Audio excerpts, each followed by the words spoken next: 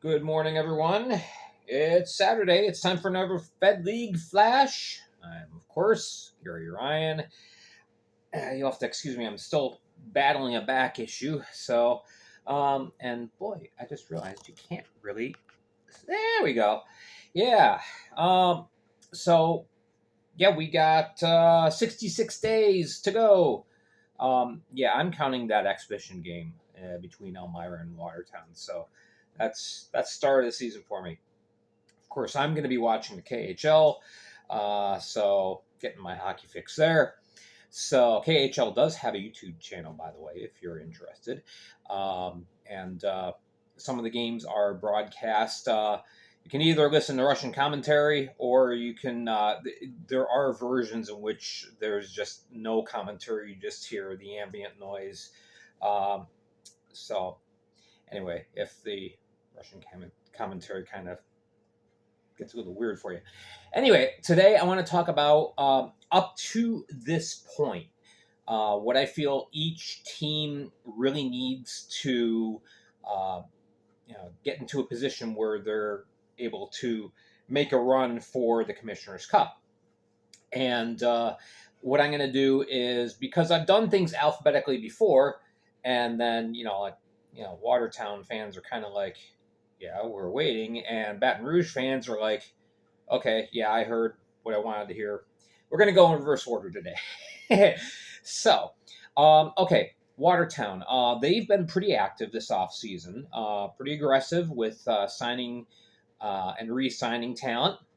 And now, last year, the biggest problem that Watertown had was scoring. They just did not put the puck in the goal often enough. Defensively, they were pretty sound. And I feel like so far this year, defensively, they've become even stronger. And they've been getting better talent in as far as helping their scoring situation, but they still need that one guy that can get a lot of points. There's talented players like Alex Susi, Tate Leeson, Sam Hrabchak.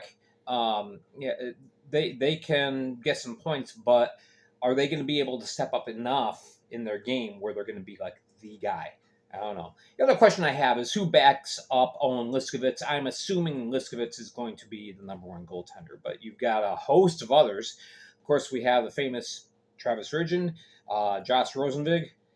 We have Ishmael Ralston, who played there last year, and they signed Mike McHale. So there's going to be a good competition for goaltending in camp.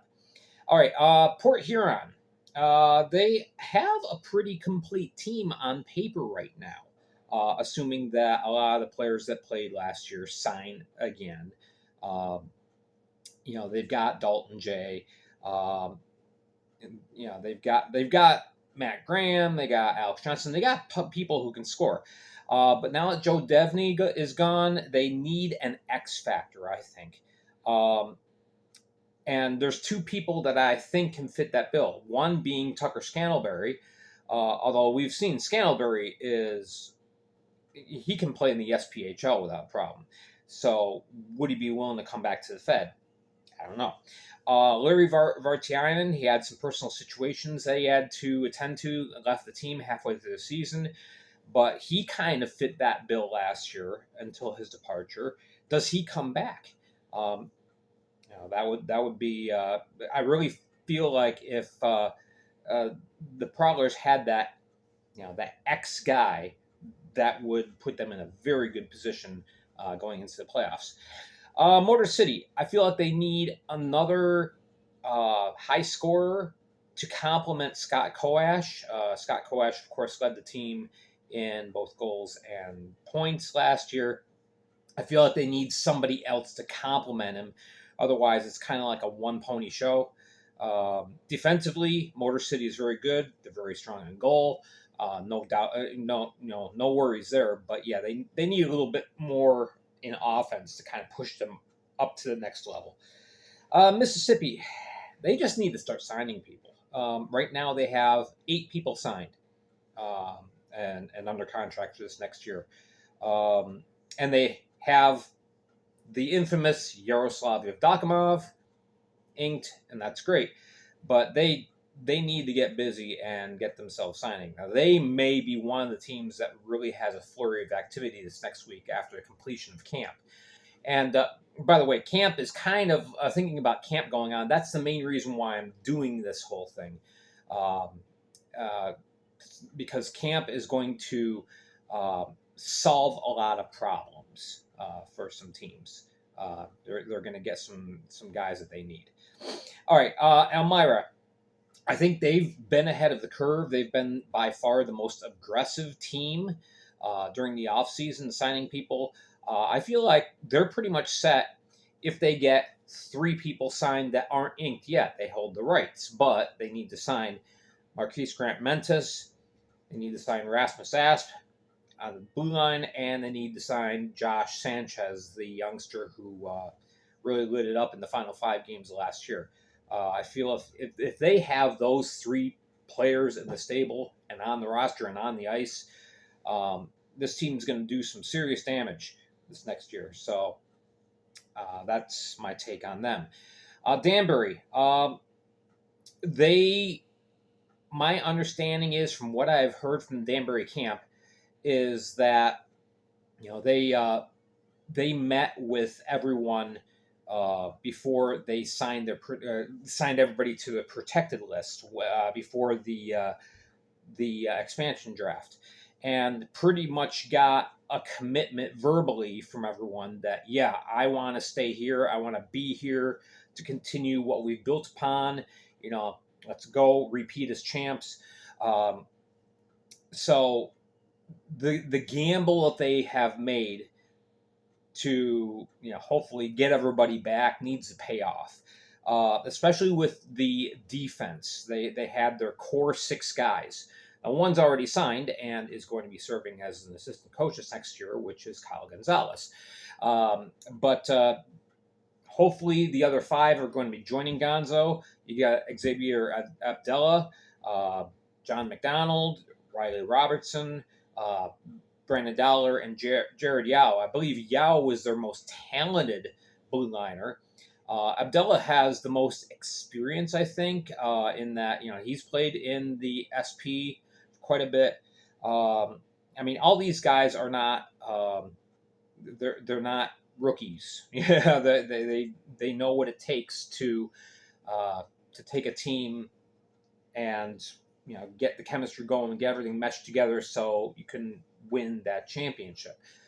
So yeah, hopefully the other 5 guys will sign and come back if Danbury is going to be successful this next year. All right, for Columbus, they need a strong backup to Brendan Colgan. Colgan, of course, he was phenomenal last year, goaltender of the year.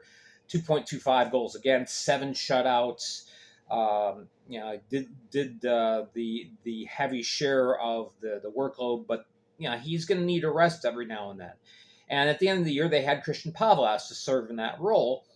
They need a good, solid backup. Right now, you've got 2 signed that are coming off good collegiate careers. You got Spencer Kroll, who played at Lawrence Tech University, had excellent numbers there. And you have Mac Willie, who had very good numbers likewise at Concordia University of Wisconsin. But, that's on the college level.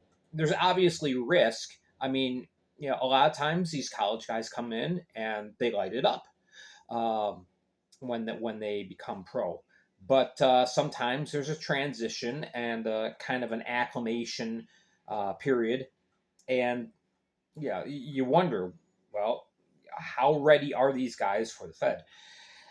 All right, so I think that's the biggest need for Columbus. For Carolina, they just need someone. I think they have a pretty complete lineup, assuming that everybody signs, comes back.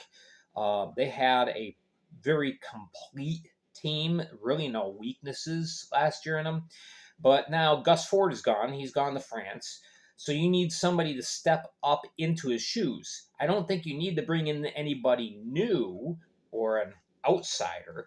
I mean, you've got a host of very talented players there that can step up their game another notch. You got Lucas Rowe, you've got Josh Keplinger, you got Peter Panachik, John Butita. Those four guys, they really were the big four next to Gus Ford as far as putting the puck in the net and setting up plays and everything.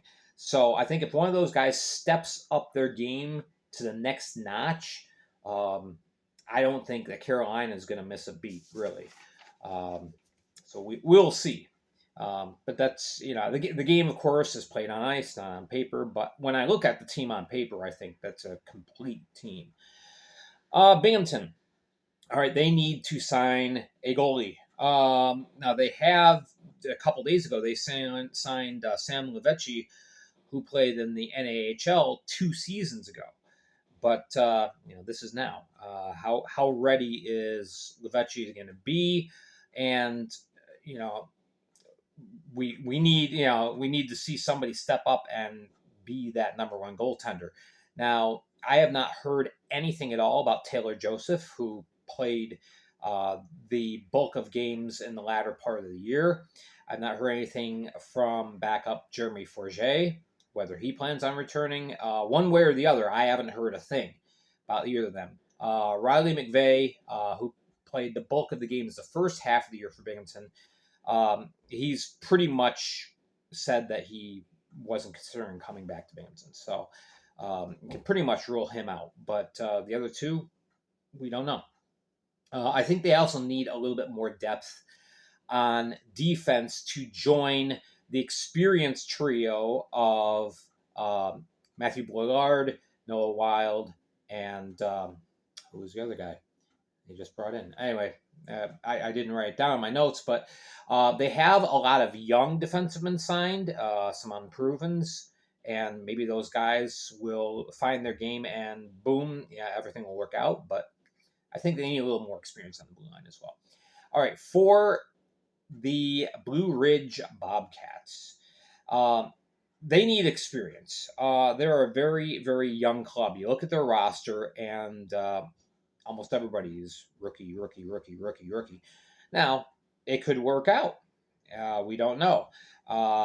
You do have some players that have a good deal of Fed experience, like Christian Pavlas in goal. You have Konecki on D. You have Colton McGuire. You have Nick Papandrea. With the forwards, you have Kyle Stevens and Zach Tattern and Jacob Wolf. But yeah, I think you need a little bit more of an experienced nucleus to really be a serious contender. So hopefully they can sign a couple more guys that can kind of give them that assurance that, hey, you can put the load on our shoulders, we'll carry you. All right, for Baton Rouge, finally, my information tells me that they do have a head coach in agreement and in principle, but that they have not been announced.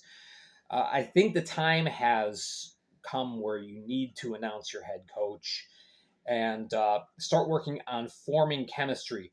Now, Baton Rouge drafted very well, and the players they have signed since the expansion draft, I think, are pretty good signings. Again, on paper, this is a very good team. And you have vets like Boris Babick in goal. You have Jeff Eppright. You have Parker Mescal. You have Austin Weber, Kyle Powell, M. Vanelli. Guys who have been around a while and play very well at this level.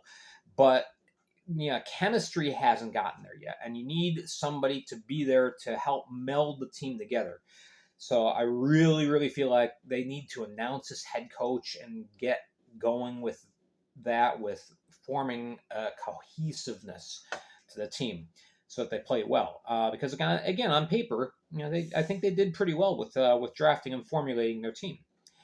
So anyway, that's it. That's why I feel like everything is needed for each team. Let me know what you think. Leave a comment down below, and let me know what your favorite team needs, in your opinion. We'll have a YouTube video tomorrow. Don't forget, Facebook, Monday through Wednesdays, all the transactions come through. I'll do my best to keep up on top of it. And of course, we'll have our Spotify podcast on Thursday. Thank you so much for all your support and for watching and listening. Hit like and subscribe here, and we'll catch you next time. I'm Gary Ryan for the Fed League Flash.